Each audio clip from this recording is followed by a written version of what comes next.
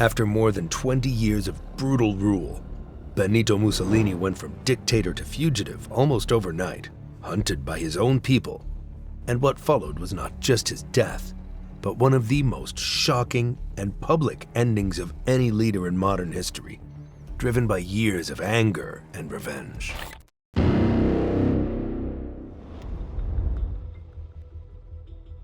By April 1945, the world around Mussolini was collapsing fast, and there was no way to stop it anymore. After the Allied invasion of Italy began in July 1943 with landings in Sicily, things only got worse. By September 1943, Italy had already signed an armistice with the Allies, effectively switching sides.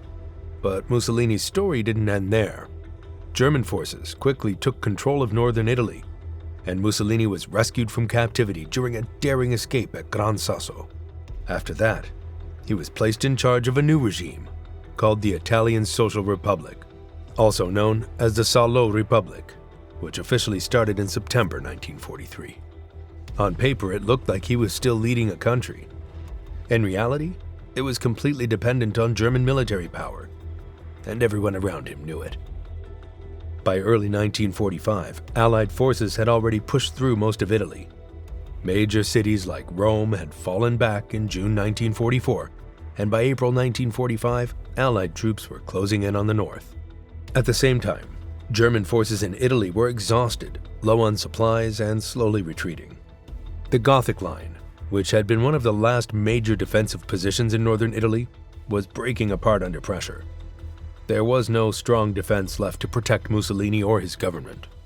Inside Italy, the situation was even worse. The country had been bombed repeatedly. Industrial cities were damaged. Transportation systems were barely working, and food shortages were common. People were tired, hungry, and angry.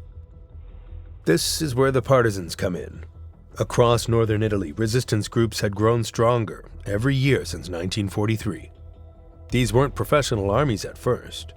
They were regular people, factory workers, farmers, students, and former soldiers who had decided to fight back. Over time, they became more organized and better armed. By April 1945, they were strong enough to take control of entire cities, even before Allied forces arrived.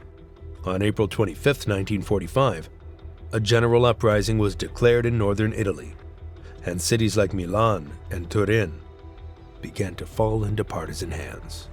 This date later became known as Italy's Liberation Day. For Mussolini, this was the final signal that everything was over. He no longer controlled the military, the government, or the streets. Even within his own circle, loyalty was breaking apart.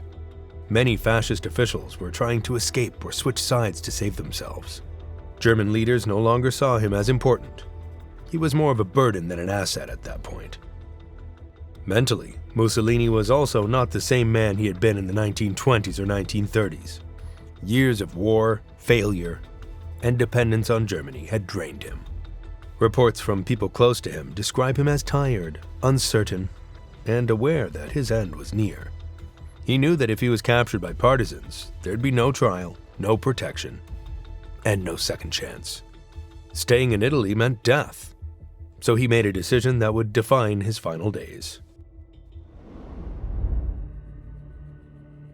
On April 25th, as the partisan uprising exploded across northern Italy, Mussolini made his move.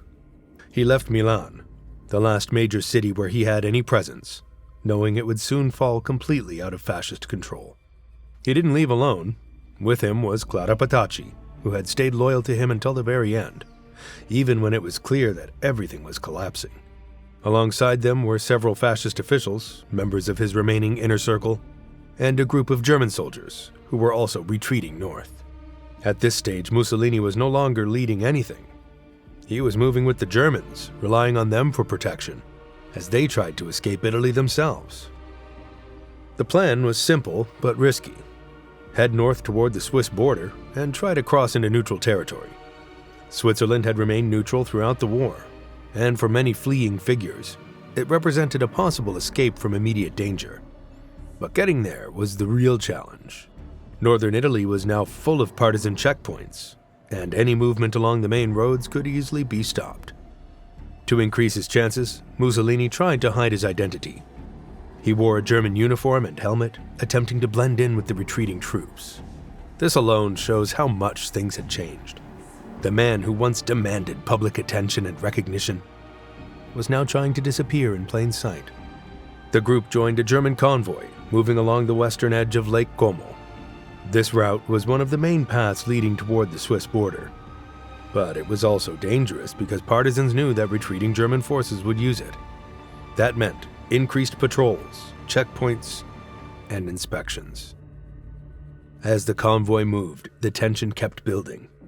Every village, every bend in the road, every stop carried risk. The partisans weren't just randomly searching anymore. They had networks, informants, and growing confidence. They knew Mussolini might try to escape this way, and they were actively looking for him. Then on April 27th, near the small town of Dongo, the convoy was stopped. Partisan fighters blocked the road and began inspecting the vehicles. At first, it was a standard check. German soldiers were identified and separated. Italian members of the convoy were questioned more closely.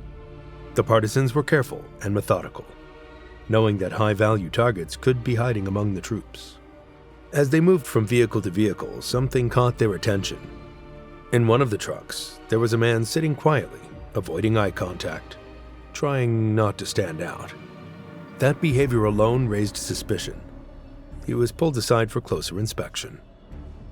At that moment, the disguise failed. Despite the uniform, his face was recognized. Once identified, everything changed immediately. The partisans understood the importance of what had just happened. Mussolini was arrested on the spot. Clara Petacci was also detained alongside him. The rest of the convoy was handled separately, but Mussolini himself became the center of attention instantly. The news spread quickly among the partisan groups in the area. Within hours, leaders were being informed that Mussolini had been captured alive. He and Clara Petacci were moved to a more secure location in the nearby village of Giulino de Mezzegra. There they were placed in a farmhouse under heavy guard, completely isolated from the outside world. There were no negotiations taking place, no discussions about exile, no sign that they would be handed over peacefully. Everything around them suggested that time was running out. Messages were sent between different partisan leaders and political groups, especially those connected to the Committee of National Liberation for Northern Italy. This organization was made up of various anti-fascist groups, including communists, socialists, and other resistance factions. They'd been working together to fight against fascism, and now they had to make one of the most important decisions of the entire war in Italy. The debate was intense, but it didn't last long. Some voices suggested handing Mussolini over to the Allies, allowing for a formal trial that would expose his actions in detail. But others argued strongly against it. They pointed out that Mussolini had already escaped justice once in 1943, and there was no guarantee that history wouldn't repeat itself in some way. There was also concern that a trial could give him a platform to speak, defend himself, or even influence public opinion among remaining fascist supporters. Another factor was the unstable situation on the ground. German forces were still present in parts of northern Italy, and the war had not yet officially ended. Keeping Mussolini alive for too long could create risks, including rescue attempts or violent clashes. But beyond all those strategic reasons, there was something much deeper driving the decision. Years of anger. Under Mussolini's rule, political opponents had been arrested, tortured, or killed. Freedom of speech had been removed. The country had been pushed into wars that many Italians didn't support, including the invasion of Ethiopia in 1935 and the entry into World War II in 1940. By 1945, the cost of those decisions was everywhere, including destroyed cities, broken families, and a population that had suffered for years. To the partisans, Mussolini was not just a former leader who made mistakes. He was the central figure responsible for everything that had gone wrong. He represented the system they had been fighting to destroy. In situations like this, decisions were not made in calm conditions. They're made in moments filled with emotion, with urgency and pressure. And in that moment, the decision was clear. Mussolini would not be handed over. He would be executed. On the morning of April 28, 1945, things moved fast, but not randomly. The order to kill Benito Mussolini had already been agreed on by the leaders of the Italian resistance, specifically members of the National Liberation Committee in northern Italy. They didn't want delays, and they didn't want any risk of German forces trying to rescue him again, as they had done in 1943. So a small team of partisans was assigned to carry it out. One of the key men involved was Walter Audicio, operating under the name Colonel Valerio. He arrived with another partisan, Aldo Lampredi, to take custody of Mussolini and decide the exact moment. By that point, Mussolini already understood what was coming. There was no rescue, no escape route left, and no power to negotiate. Early that morning, they were told to get ready. They were taken out of the farmhouse and placed into a vehicle. The drive was short, just a few minutes, along a quiet road near a villa known as Villa Belmonte. It was an isolated spot chosen on purpose to avoid chaos or interruption. When they arrived, the atmosphere was tense but controlled. There were only a handful of partisans present. No crowd, no shouting, no dramatic scene, as you might expect. Just a group of men who'd made a decision and were there to carry it out. Mussolini was brought out of the vehicle and positioned near a wall. He looked tired, worn out, and completely defeated. This wasn't the same man who once stood on balconies giving speeches to massive crowds. Years of war, failure, and collapse had caught up with him. Clara Petacci stayed right next to him the entire time. Even at that final moment, she refused to step away. Some accounts suggest she tried to shield him when the execution began. But what is clear is that she chose not to leave. She knew exactly what was about to happen, and she still stayed. That decision sealed her fate. The execution itself didn't go perfectly at first. There are accounts that the weapon used by Walter Audicio jammed or failed, creating a brief moment of delay. In that moment, everything slowed down, but it didn't change the outcome. Another weapon was used, and within seconds, both Mussolini and Petacci were shot multiple times. It was over quickly after that. No speeches, no last words that shaped history, no final dramatic moment. Just gunfire and silence right after. Their bodies fell right there near the wall. But even though the execution was done, the people who carried it out knew that killing him in a hidden location wasn't enough to close this chapter. Italy had suffered too much, and too many people had been silenced for years. If this ended quietly, it wouldn't feel real to the public. So instead of burying the bodies or handing them over immediately, they made another decision. The bodies were loaded onto a truck and driven south to Milan. The journey itself took hours, but word was already spreading even before they arrived. Northern Italy was in chaos. But news like this traveled fast, especially when it involved a figure like Mussolini. People didn't yet know the details, but rumors were everywhere that the dictator was dead. The destination was Piazzale Loreto. This was not just any public square. It carried a heavy memory that was still fresh in people's minds. On August 10, 1944, fascist forces had executed 15 Italian partisans in that exact spot as punishment for resistance attacks. Their bodies were left out in the open as a warning to the public. It was meant to break the spirit of anyone thinking of opposing the regime. Instead, it did the opposite. It created anger that never went away. So when Mussolini's body arrived there on April 29th, it wasn't random. When the truck reached the square early that morning, the bodies were dumped on the ground. At first, only a small number of people were there, but that changed quickly. As the news spread, more and more people rushed in. Within hours, a large crowd had gathered. These weren't calm spectators. These were people who had lived through bombings, hunger, loss, and years of fear. Many had lost family members. Many had seen friends arrested or killed. People moved toward the bodies, shouting, pushing, and reacting in ways that showed just how deep the anger ran. Some kicked Mussolini's body. Others spat on it. A few fired guns into it, not because it would change anything, but because they needed to release something that had been building for years. Then the situation took an even darker turn. The bodies weren't left there on the ground. They were dragged toward a nearby Esso gas station. There, a metal girder was used to hang the bodies upside down. Mussolini, Clara Petacci, and others were lifted and suspended by their feet, their bodies hanging in full view of the crowd. The act completely stripped away any remaining image of authority. For the crowd, this moment carried a strong message. At the same time, it shocked many people outside Italy. Even some who opposed fascism were disturbed by how far the situation went. But for many Italians standing there that day, it felt like something they'd been waiting for. Not just justice, but a visible, undeniable end. Something they could see with their own eyes. So there would be no doubt left. The public display of his body served several purposes. First, it was revenge, plain and simple. Second, it was a warning, not just to Italians, but to anyone who might try to bring back fascism. Third, it was closure. Italy had been through years of war and dictatorship. The image of Mussolini hanging upside down became a turning point. It showed that the old regime was truly finished. But there was also a political reason.